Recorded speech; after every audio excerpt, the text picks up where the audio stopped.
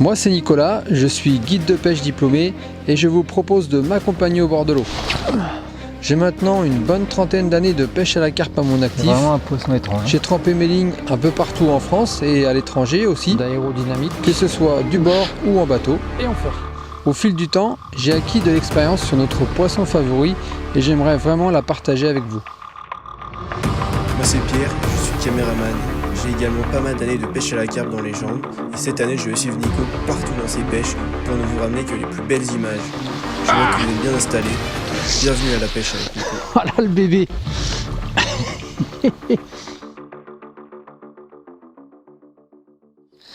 Bienvenue pour une nouvelle session. Cette fois-ci nous sommes à la Pottevinière en Loire-Atlantique. Un superbe étang de 78 hectares où il y a un magnifique château qui fait face au lac. Les Anglais, qui sont d'ailleurs des pêcheurs assidus du lieu, l'ont rebaptisé Château Lake. Nous sommes fin mars, toujours sous couvre-feu. C'est pour ça qu'on s'est rapproché du domaine privé pour pouvoir pêcher de nuit. Seulement, on n'est pas les seuls à avoir eu cette idée et le plan d'eau est plein. On va devoir faire face donc à une importante pression et ça va être notre challenge de réussir à tirer notre épingle du jeu par rapport à la concurrence des autres pêcheurs et à des conditions climatiques qui sont aussi difficiles puisqu'on a des grosses amplitudes thermiques entre la nuit où il gèle et la journée où on a un beau soleil et on arrive à avoir des 15 degrés. Donc c'est parti pour des conditions d'enduro.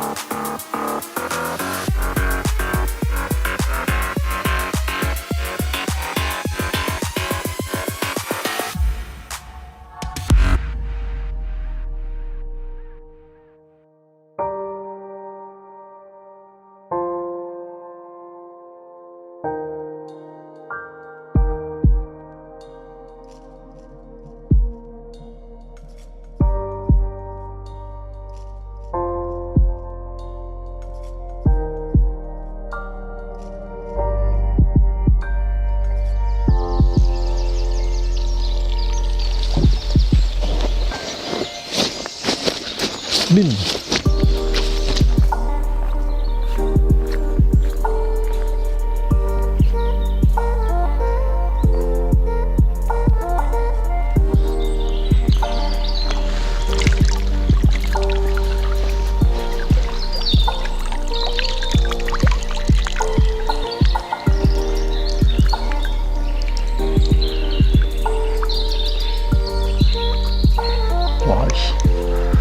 Voilà, on voit son élément.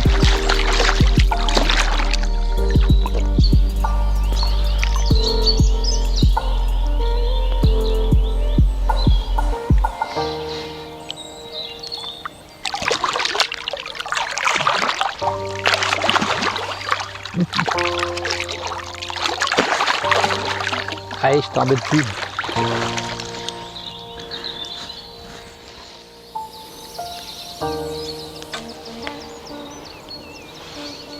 Bon après joli poisson, je rattaque tout de suite les hostilités là en ramorçant. J'ai retendu la ligne avec un zig parce que hier en fin de journée j'ai fait un petit poisson au zig sur le coup, donc on va voir si aujourd'hui ça veut continuer au zig parce que là la météo est super là, pour cette technique. Je vais quand même laisser une ligne au fond, je vais en mettre deux au zig, une au fond pour voilà, valider s'il y a des poissons qui se nourrissent sur le fond quand même au niveau de la zone amorcée. Voilà. Voilà, je vais finir le mélange que j'avais préparé hier après-midi là. et avec les particules et les petites graines, et je vais passer avec uniquement des pelets et des billes. Parce que ça servait à démarrer les hostilités. Là, on va voir un peu ce que ça donne en mettant que des gros appâts.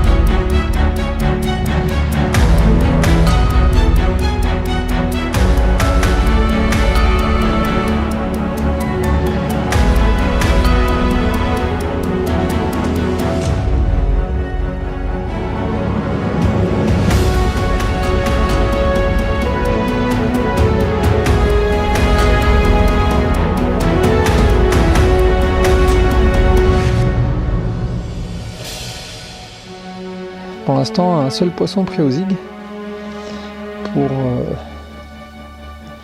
2 sur le fond. Donc je pense que demain on va revoir un peu la copie et puis peut-être laisser une seule ligne au zig pour voir s'il fait vraiment beau, s'il y a un grand soleil et tout peut-être. Et puis en mettre 2 au fond.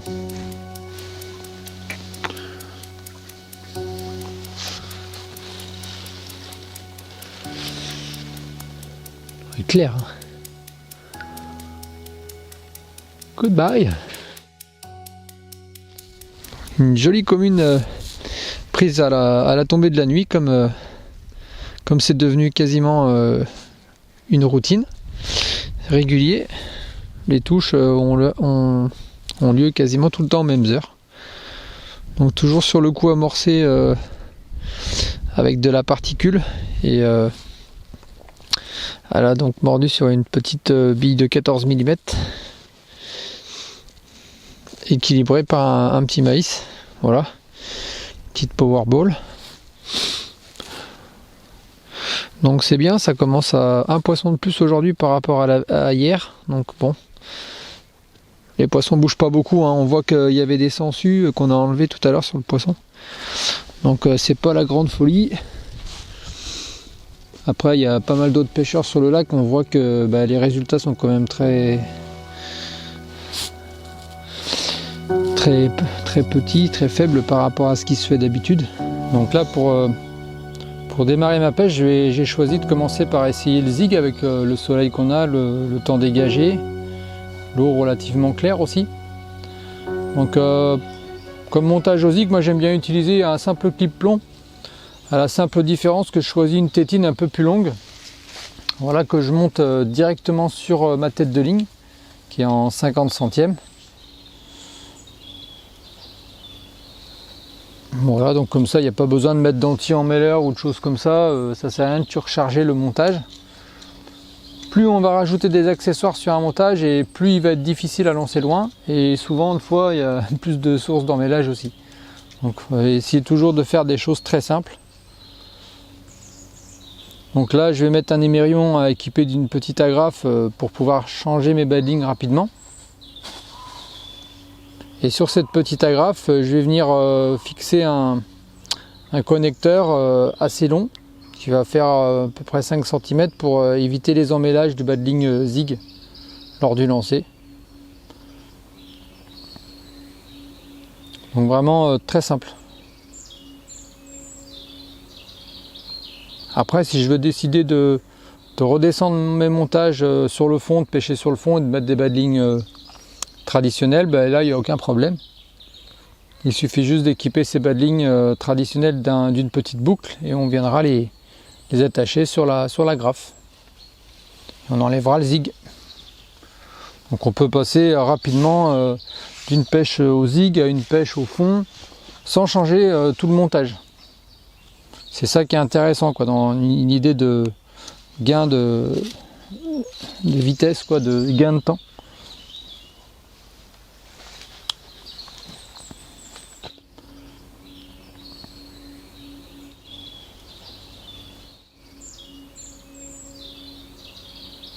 Voilà, donc là j'ai mis un plomb, je vais commencer avec 113 grammes, j'ai un léger vent de travers, il faut que j'aille à 120 mètres. Bon, les petites mousses Zig ont une faible résistance à la pénétration dans l'air, donc ça se lance plutôt bien, donc je pense que ça devrait aller. Il faut essayer de choisir toujours des plombs les plus petits possibles au Zig, parce qu'il ne faut pas oublier que pendant le combat, on a un grand bas de ligne et que souvent le plomb il traîne par terre. Donc plus il va être lourd, plus il risque de labourer le fond et de ramasser des obstacles. Voilà. Pêcher dans la forêt avec des grandes cannes, c'est pratique, hein. Pitch mango.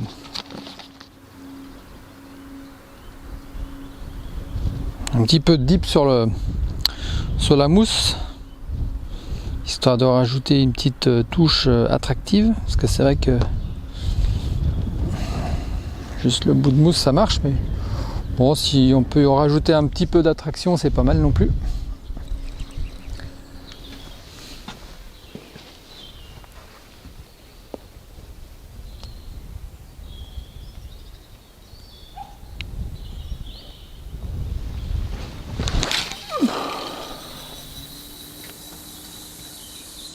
Ah, je suis léger quand même. Bon, faut que j'appuie plus. Mon changement de bobine. Passer en 26 centièmes. Avoir un peu plus de confort. Confort visuel et confort en distance de lancer. Par contre, là, il y a les têtes de ligne en tresse et sur le plan d'eau, elles sont interdites. Alors, je vais les enlever.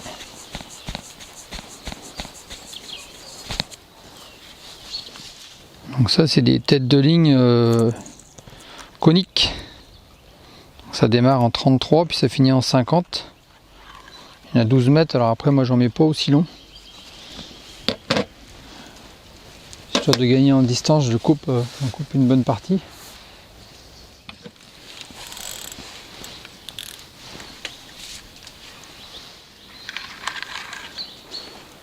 Là on arrive, je vais faire 3-4 tours et c'est bon.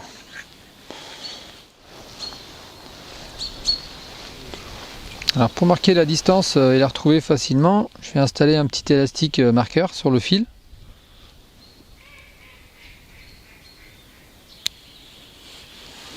Alors c'est bien de les choisir de couleur vive là, comme ça on les voit bien. Alors pour faire le nœud, on prend les deux extrémités, on va faire une boucle comme ça. On vient la positionner sur le fil. Voilà. Et puis on va venir passer 4 fois l'un des deux brins à l'intérieur de la boucle en prenant bien sûr le nylon en même temps. Donc 1, 2,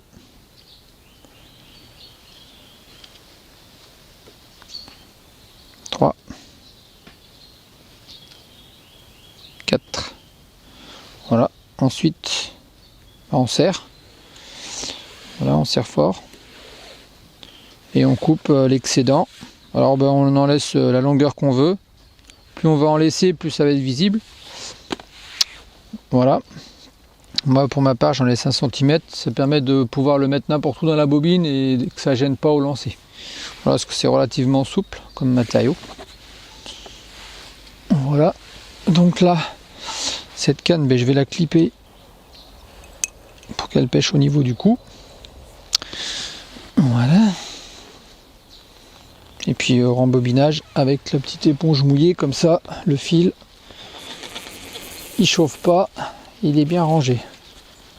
Ça permet aussi d'avoir une tension suffisante pour que le fil s'enroule correctement.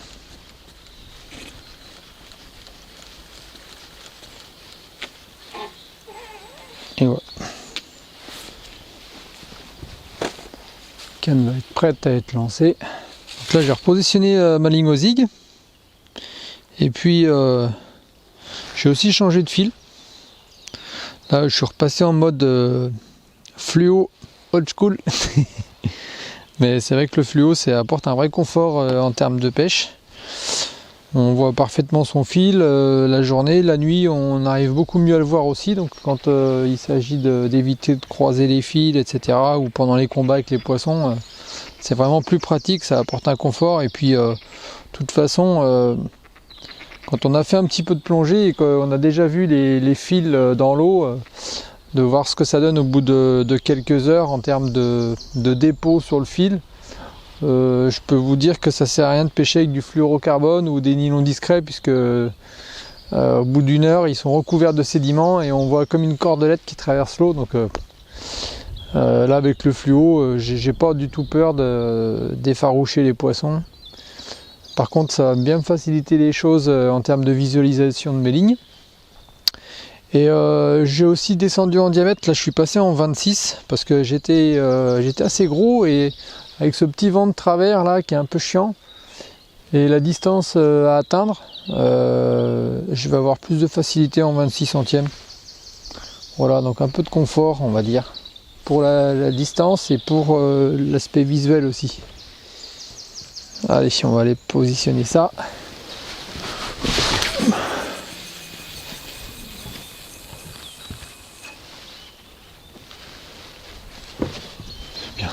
Moi j'avais jamais trop pêché sur les pontons, et quand il a plu avant-hier, c'est devenu une vraie patinoire. Donc là il a fallu trouver une solution. J'ai récupéré un tapis qui m'a permis d'éviter de glisser pour continuer à pouvoir lancer loin. Moi je vous invite à prévoir du sable ou des tapis comme ça pour au cas où ça vous arrive. Ce qui est intéressant aussi sur les pontons, c'est de prévoir une visseuse avec des vis pour fixer éventuellement des pics. Il y a certains pontons où il faut même mettre le bivy dessus, donc pour remplacer les sardines. Donc des vis, des rondelles. Il y a certaines planches qui sont un peu faiblardes. Donc on peut aussi les renforcer avec des grandes vis pour éviter de tomber à l'eau comme ce qui m'est arrivé. Parce que la planche a basculé, quoi. Voilà.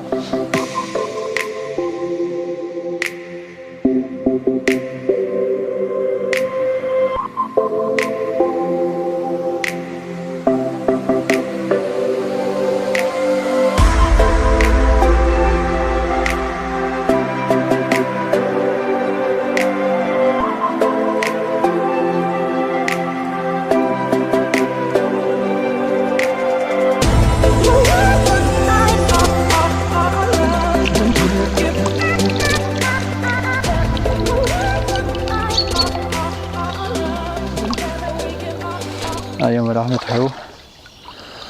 Joli poisson pris au milieu de la nuit sur le poste bien amorcé à 120 mètres. Voilà, avec de la particule, des choses qui restent pas trop au fond, qui fondent. Parce que bon, là l'eau est froide et les poissons ont des périodes d'alimentation très courtes et très espacées, donc il faut essayer de faire en sorte qu'ils consomment rapidement les appâts distribués, et puis surtout qu'ils tombent vite sur les montages et que ça fasse de la touche. Voilà, super jolie commune.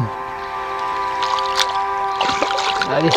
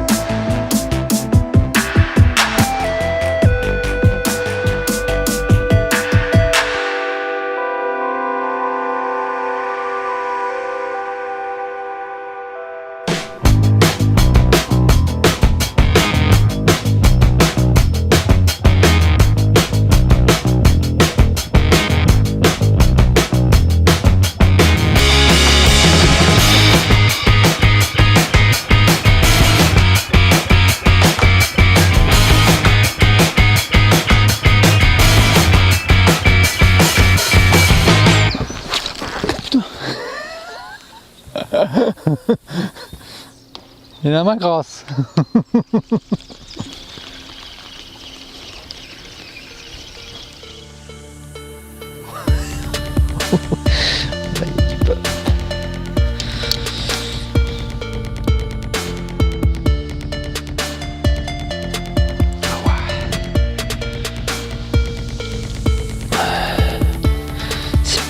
compliqué ça.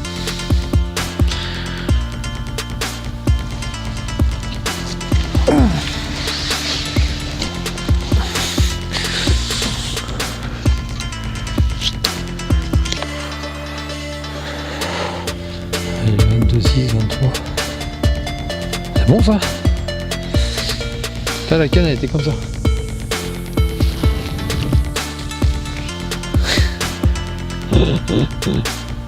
Aïe aïe aïe mamma mia.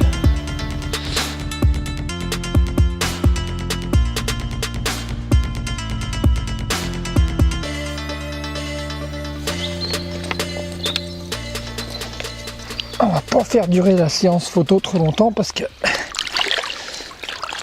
il fait froid. Voilà. Elle veut partir. On va laisser partir. Elle est impatiente. Retournez-le.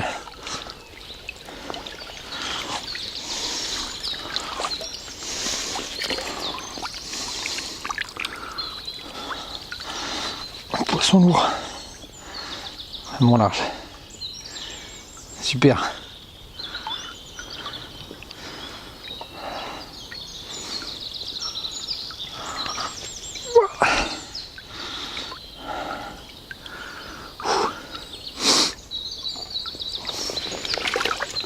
Allez.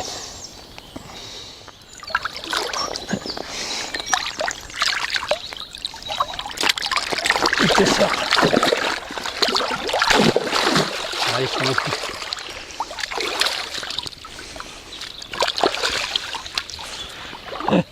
Super. Allez, il fait pas trop chaud, je vais me rhabiller.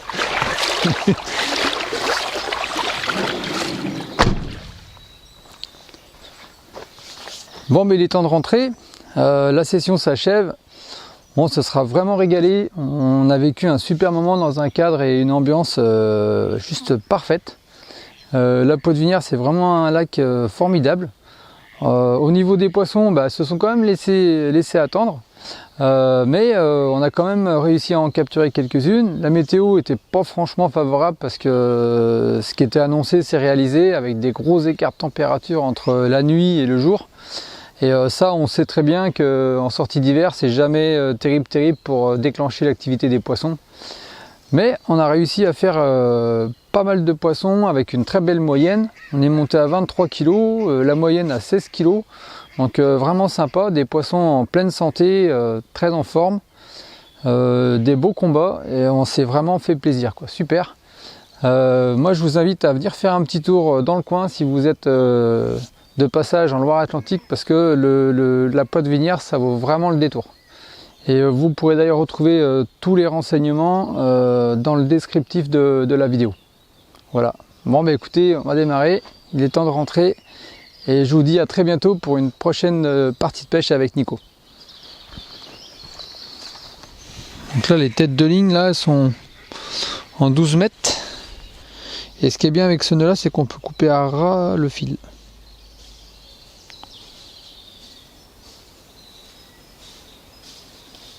Desperado. Ah putain, ta gueule, on tourne.